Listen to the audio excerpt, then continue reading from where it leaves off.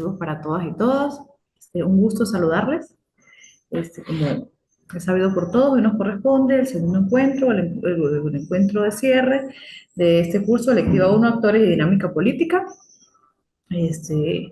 confiemos en que se va a conectar alguien más adelante para hacer un poco más dinámico el encuentro. En este encuentro de cierre, pues vamos a continuar abordando las temáticas que ya habíamos iniciado hace 2 semanas atrás, que tiene que ver con lo que es la representación política y que tiene que ver con lo que es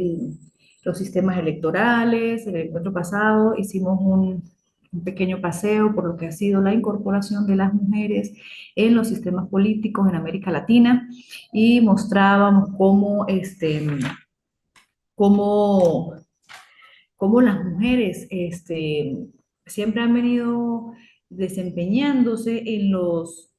escenarios en los escenarios más rezagados, con más carencias, con mayores condiciones precarizadas, es allí donde se ve la participación de la mujer o que ha venido la mujer a, a llenar ese espacio, a complementarlo, a intentar subsanar esas carencias que se tienen. También conversábamos en el encuentro anterior, un poco para hacer resumen, que a pesar de los múltiples intentos que se han hecho, que se siguen haciendo, y a pesar de los múltiples terrenos conquistados, para decirlo de alguna manera, o menos colonizador, terrenos ganados, espacios aperturados, sigue siendo muy desigual con relación a los aspectos políticos y la representación política de las mujeres. Y también veíamos cómo lastimosamente los altos cargos gerenciales con relación a la política, con relación a la direccionalidad política, siguen siendo llevados por hombres, y cuando nos vamos a las estructuras, que son las bases sociales, que son este, la conexión directa con pueblo, con ciudadanía, esas labores que realmente son más complejas, o no sé si más complejas, pero son complejas, que ameritan de muchísima más táctica, de muchísima más estrategia, que ameritan de mucho más tacto, pues sigue siendo liderizada por las mujeres. Lo ideal sería, la utopía sería, utopía nos llevaría a pensar en la igualdad de condiciones, no solo en postulaciones, sino en el ejercicio del poder y el ejercicio de esos cargos políticos. Hacemos también un recuento de cómo en Latinoamérica nos mostraba la CEPAL algunas cifras y vemos cómo lastimosamente no se consigue la paridad. Aún no se consigue la paridad con relación a lo que son hombres y mujeres en el ejercicio de los cargos políticos. Vemos y aplaudimos la conquista de bueno, no quiero utilizar mucho ese término, sino la ganancia de terreno con relación a lo que es la presidencia en América Latina. En México vemos que una mujer asume la presidencia y eso pues es bastante esperanzador para la zona. Cuando hablo de zona me refiero a América Latina porque se van aperturando caminos, se van vislumbrando nuevos horizontes, se van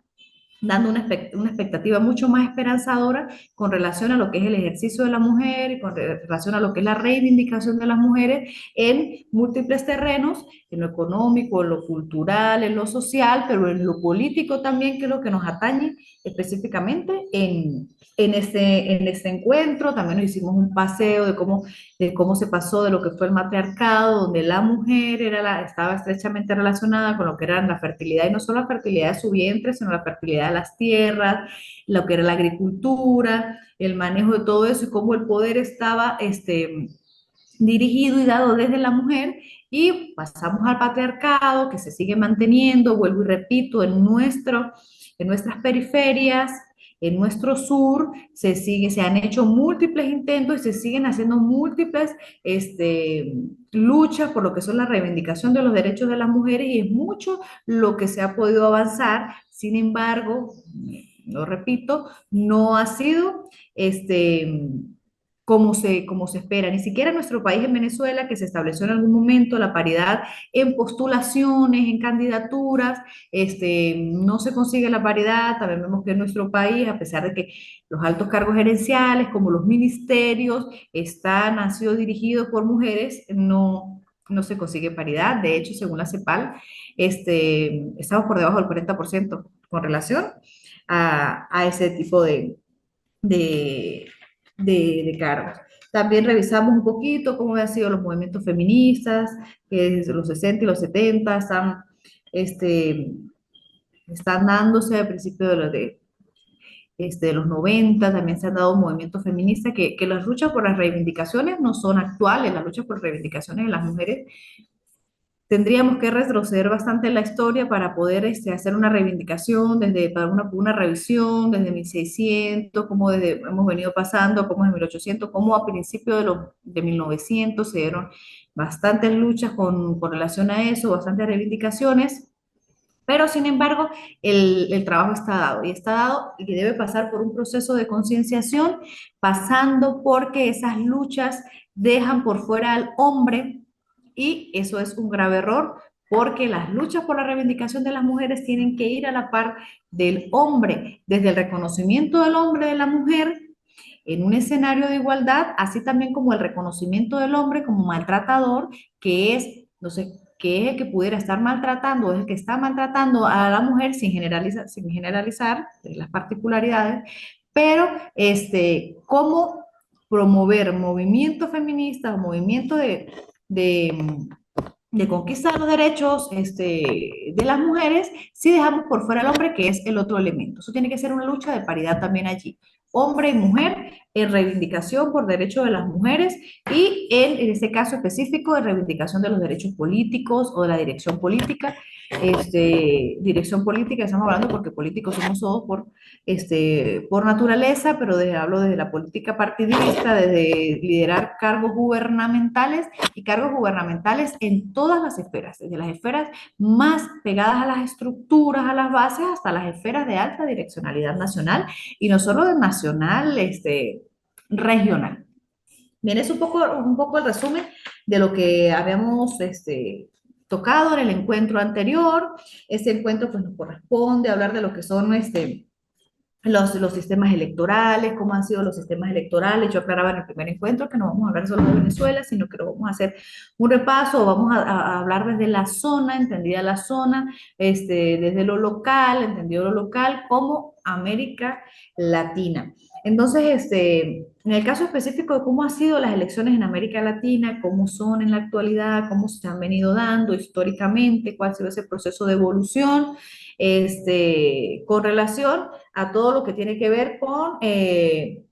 los procesos electorales acá en nuestra región. Pues quiero aclarar mostrando que la CEPAL da perdón, según el Observatorio Demográfico, la CEPAL, ¿no? Según el Observatorio Demográfico muestra cómo para el año 2017 el padrón electoral de América Latina había superado los 400 millones. Y en el 2020 había superado los 430 millones. Eso es bastante esperanzador y bastante beneficioso porque muestra que el 90% de las personas en edad electoral, según las edades establecidas en la región, están inscritos en los... están inscritos en los padrones electorales y cuentan. Entonces, las estadísticas muestran cuál cantidad de personas pudieran ser votantes según la edad en cada región y de esos el 90% está registrado para ejercer el derecho al voto. Eso es bastante esperanzador. Bastante esperanzador desde que hay una intencionalidad de voto, desde que la gente sigue confiando en los procesos democráticos, en las salidas democráticas, en los avances democráticos y eso es una expectativa, y no es una expectativa, una realidad bastante esperanzadora. Ahora hay que ver cómo ha sido, qué implica que estén inscritos en el padrón electoral o que formen parte del padrón electoral de la zona y el ejercicio al voto, que son cosas distintas. Una cosa es estar registrado y otra cosa es ejercer el derecho al voto. Y también vamos a revisar un poco desde cómo ese ejercicio al voto, cómo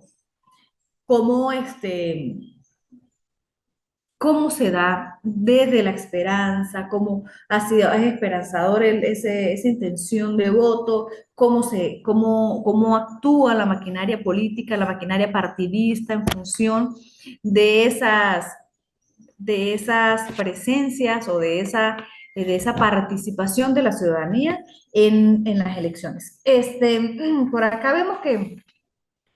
Esas cifras de las que nombraba, pues por supuesto que marca un precedente en América Latina, como ya les venía diciendo, no es cualquier cosa. Este, hay intencionalidades, hay confianza, pero vamos a ir revisando cómo se ha dado ese proceso, cuándo ha sido confiable, cuándo no ha sido confiable, qué ha determinado que sí o que no, y qué ha determinado que, que ha determinado que los procesos se sigan dando, la continuidad de los procesos. Hablamos de unos procesos significativos en la inclusión política,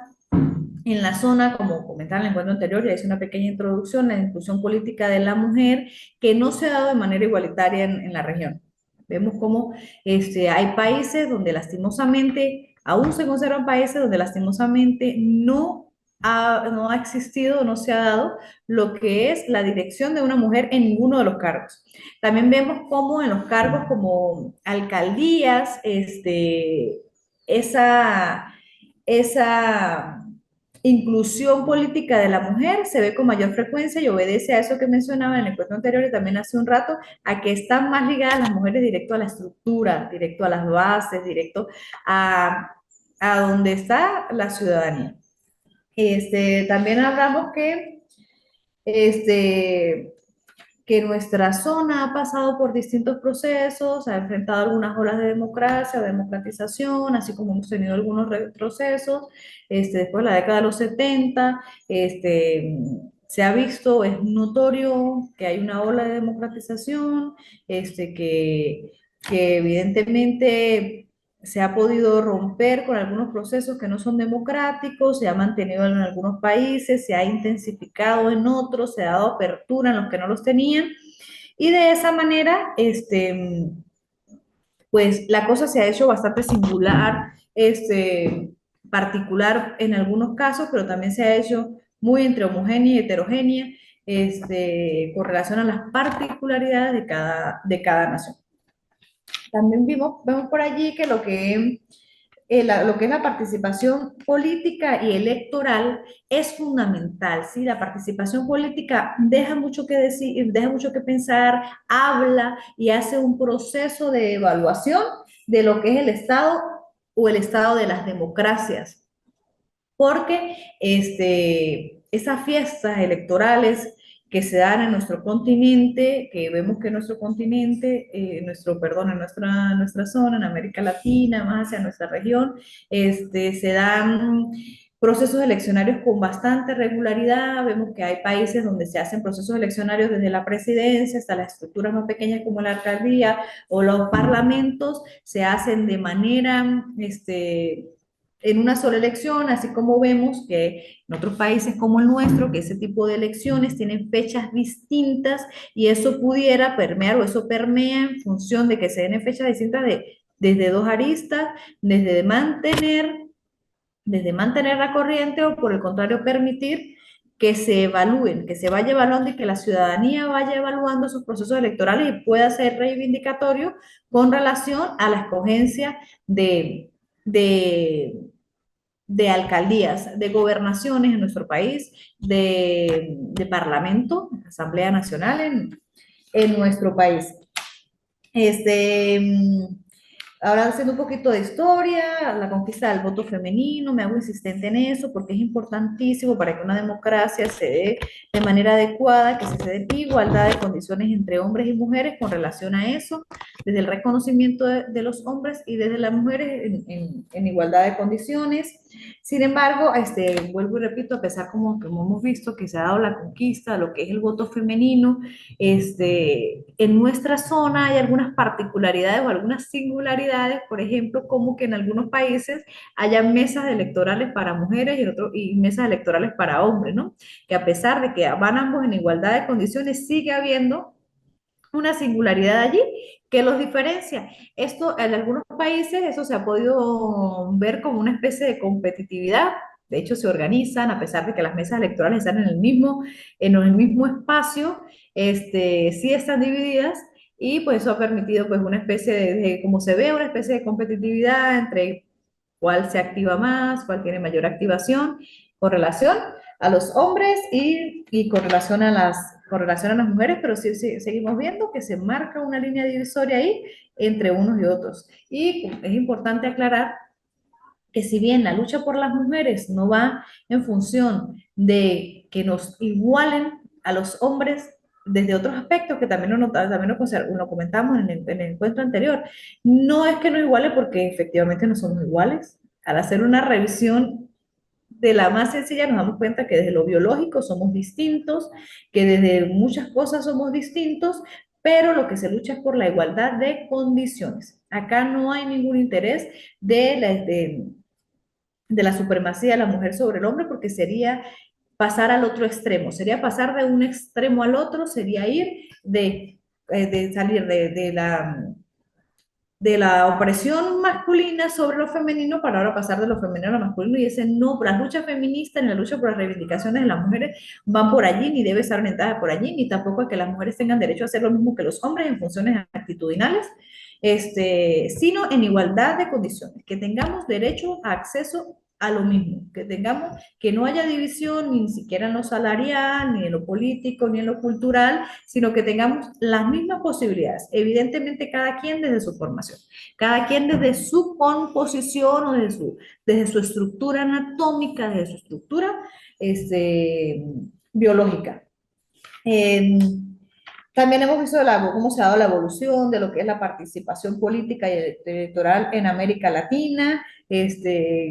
Inicié diciendo, es notoria la evolución, que aplaudimos, que rescatamos, una lucha a la cual nos sumamos, desde ver cómo ha ido evolucionando el proceso. Sin embargo, vemos que hay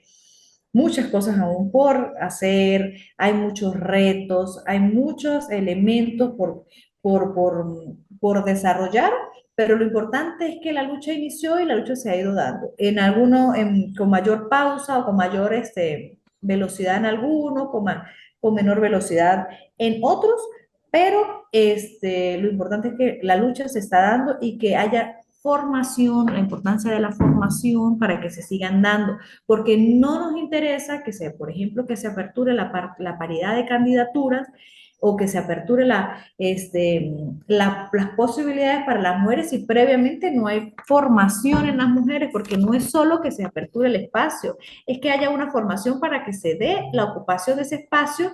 y no solo la ocupación, para que se dé la postulación. Porque una cosa es tener el espacio y otra que se quiera ocupar. Entonces la formación tiene que ir dada en función de que se dé el espacio, que se quiera ocupar y que se sepa ocupar en función de, de la ciudadanía, en función del bienestar social, en función de obedecer a los mandatos del pueblo, que ha sido el que ha llevado a esos cargos políticos, según los sistemas políticos en nuestro continente o en nuestra zona, en nuestra América local o en nuestra América latina, entendiéndose América como todos nosotros, sin distinción de norte, sur y central, sino una sola América, pero estamos hablando en este caso específico de América Latina. Este, que, que hemos visto como que a pesar de esos múltiples intentos, pues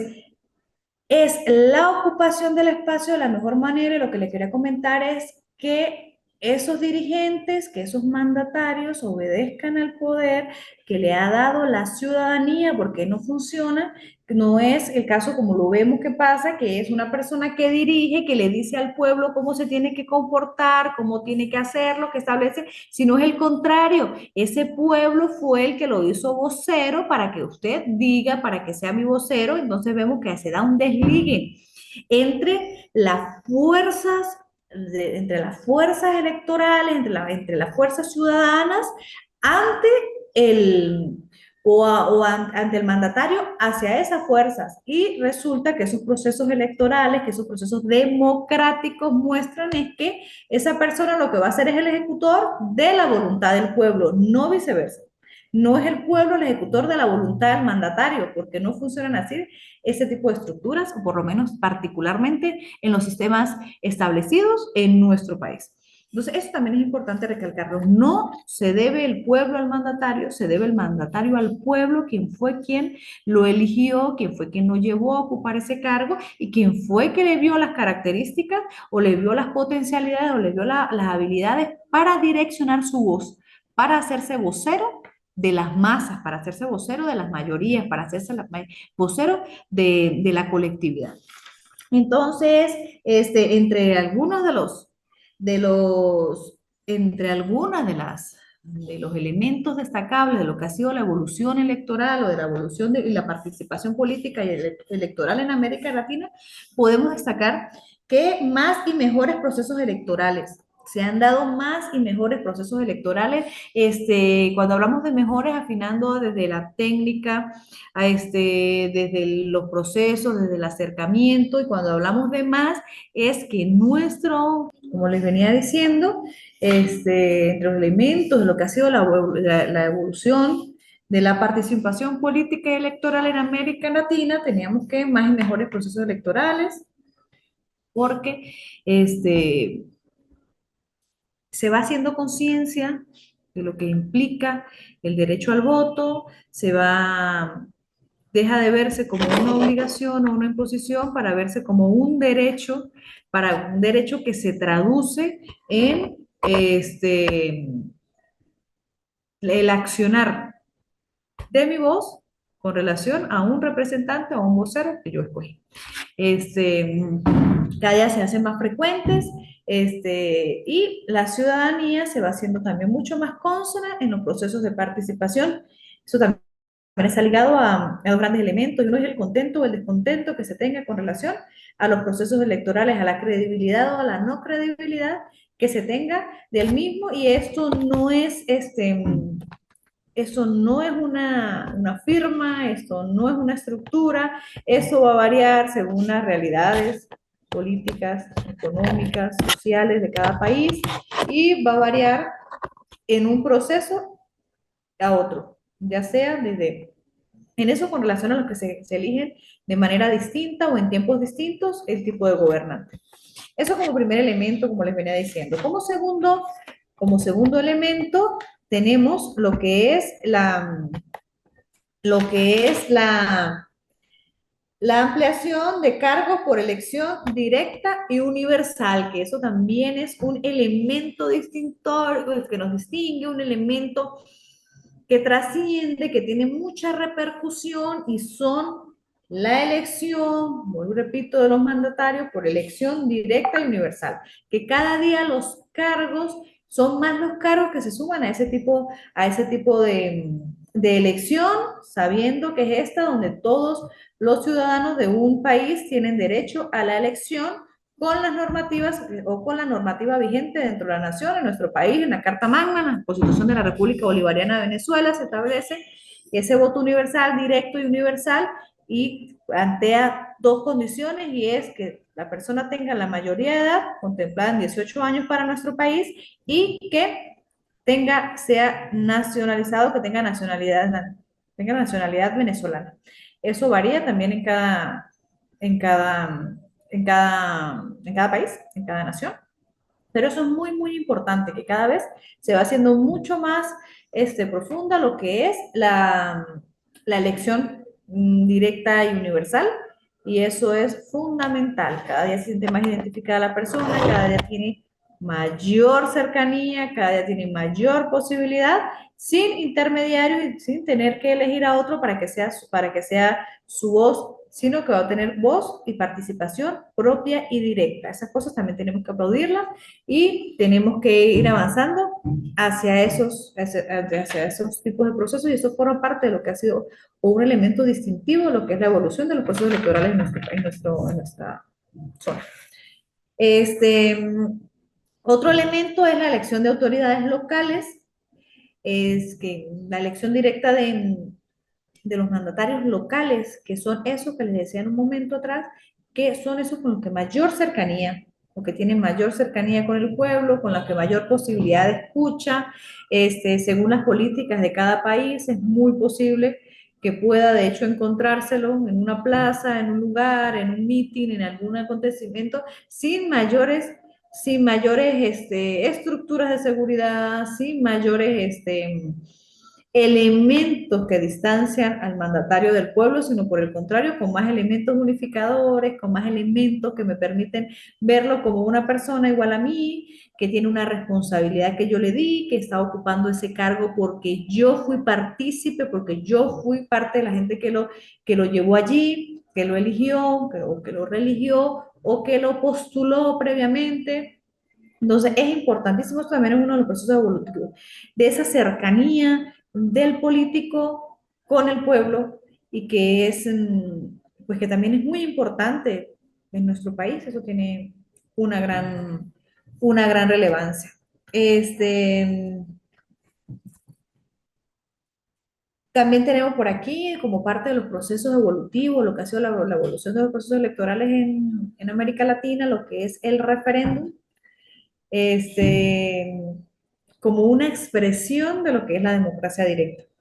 Venezuela y Bolivia, de hecho, se han sometido a referendos revocatorios y eso pues habla muchísimo de lo que tiene que ver con la democracia en nuestra zona, con lo que tiene que ver la democracia en nuestro país, indistintamente de lo que hablaba hace un rato, de cómo esté el contento del pueblo, cómo esté la actitud del pueblo, cómo esté la armonía de la ciudadanía, no se puede negar, no se puede parcializar, no se puede negar las conquistas que se han dado, las ganancias que se han dado, particularmente en zonas como en países como el nuestro, con relación a este tipo de procesos. Nosotros los venezolanos pues estamos acostumbrados o es común entre nosotros los procesos eleccionarios, vuelvo y repito, indistintamente de la corriente política, de la corriente del partido, de la política partidista, indistintamente de eso, es imposible reconocer estas, estas ganancias que se tienen con relación a eso, en este caso específico, con relación a lo que es el referéndum, someterse a un referéndum, a someterse a la decisión a someter su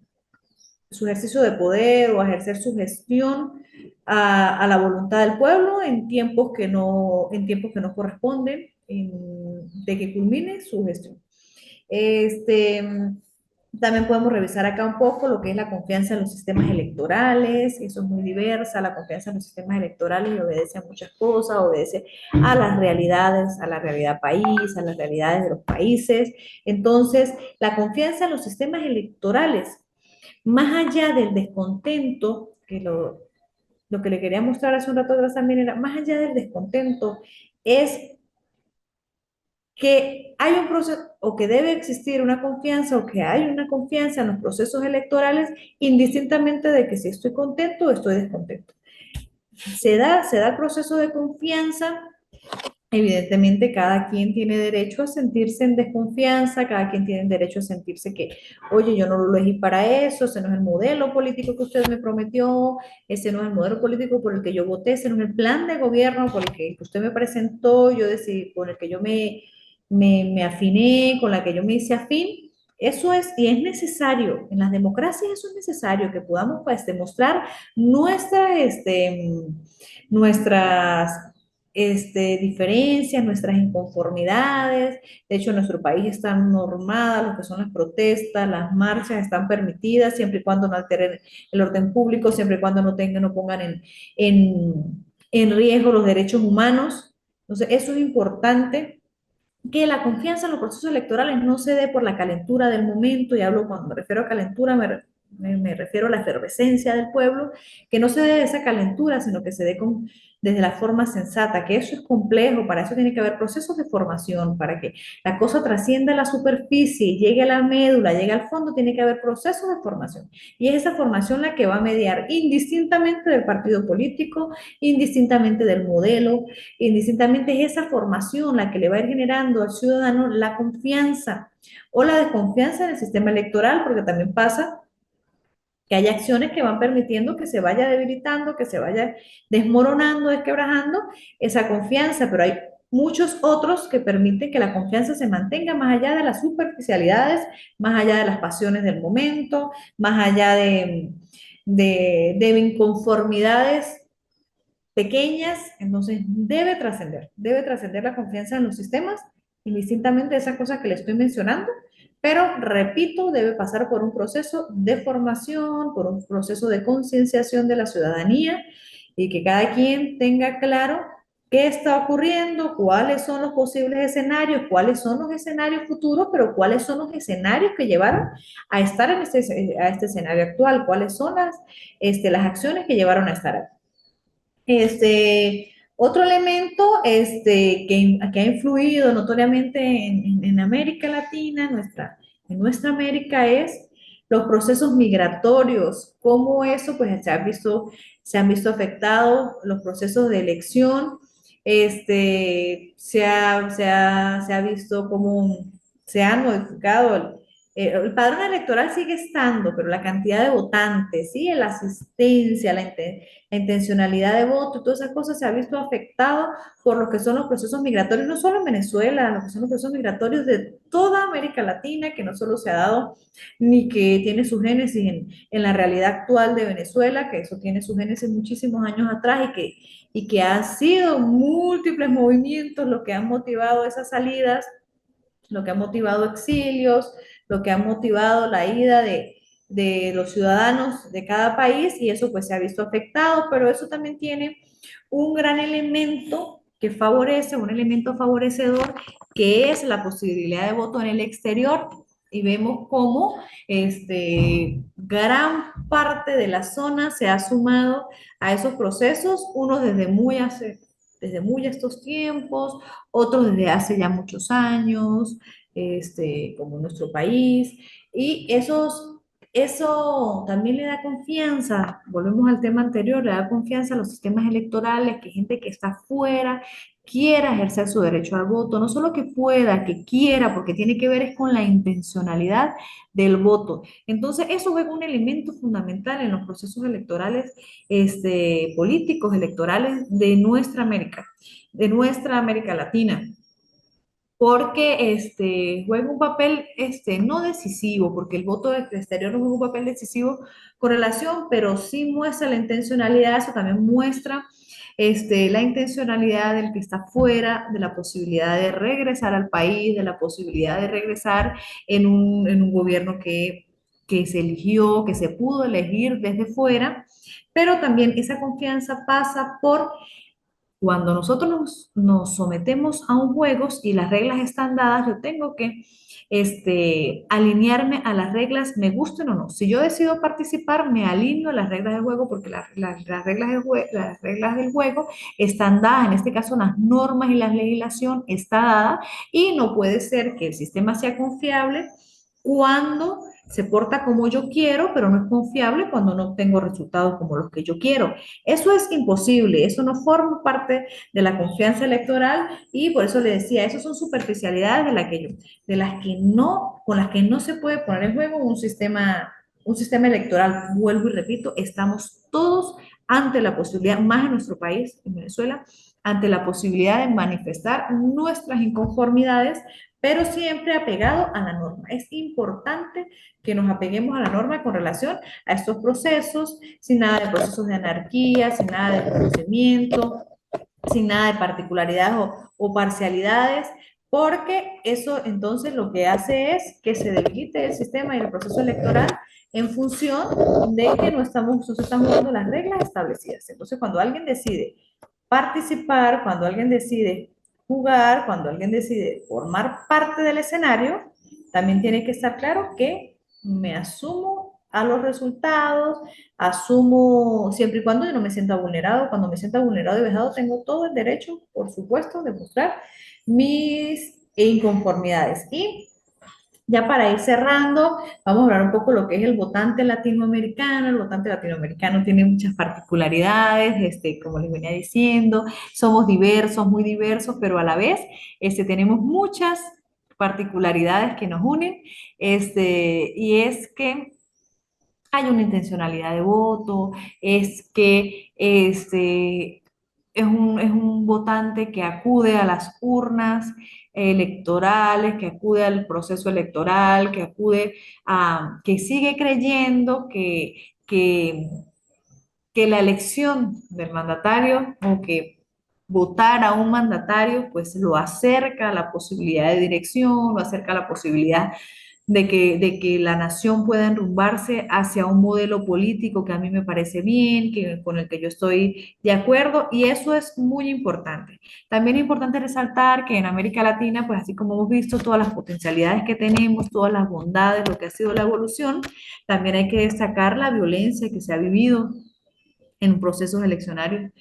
De hecho, vimos las realidades de México, realidades de Ecuador, donde candidatos o en plenos procesos de candidatura, en plenos procesos de campaña política, asesinato de candidatos, y esas cosas también hay que resaltarlas. Pero así como se nombran y se deja ver que esos elementos existen y que nos reconocemos en las particularidades y que el reconocimiento del otro, eso es un elemento del proceso, de los procesos eleccionarios de América Latina, también tenemos que resaltar que esa no es la totalidad y que esa no es la mayoría y que ese no es el ser de los procesos eleccionarios en nuestra región. Bien, damas y caballeros, así como el encuentro pasado, pues esperé que nos pudiéramos conectar, que pudiéramos tener mayor simpatía así desde lo síncrono, desde el tiempo real, que pudiéramos conversar. Yo esperé que hoy hubiese mayor participación o participación de ustedes para poder que esto dejara de ser un monólogo o un encuentro donde yo converso y ustedes ven posterior, sino un proceso de intercambio, pero bueno, por aparte de las múltiples obligaciones que puedan tener, de las condiciones de electricidad, de internet. Lo importante es que se sumen y que puedan subir las tareas. Recuerden que tenía que, tenía que entregar una actividad, hasta esta semana tienen, hasta hoy tienen para entregar ambas actividades son socializadas, tenemos un primer organizador gráfico, donde tenía que hacer el organizador gráfico, que era libre, cada quien puede escoger, siempre y cuando, pues, con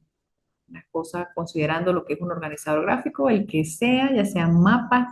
ya sean esquemas, cuadros, donde lo que hayan decidido organizar la información y que aparte del envío tienen la socialización y así corresponde con el análisis crítico, el ensayo crítico que tienen para esta unidad y también tienen las particularidades allí, las características están ya asignadas en la tarea, tienen hasta hoy para esta entrega, para lo que es la entrega de las tareas y las entregas de las socializaciones. Es muy importante que todo proceso tenga socialización para poder ver esos procesos de construcción colectiva del aprendizaje desde lo individual. Y pues es importante, sí. Entonces, va a estar abierta hoy para la entrega de las actividades. Es importante que entregue porque yo también tengo que entregar las calificaciones. Para mí es un verdadero placer,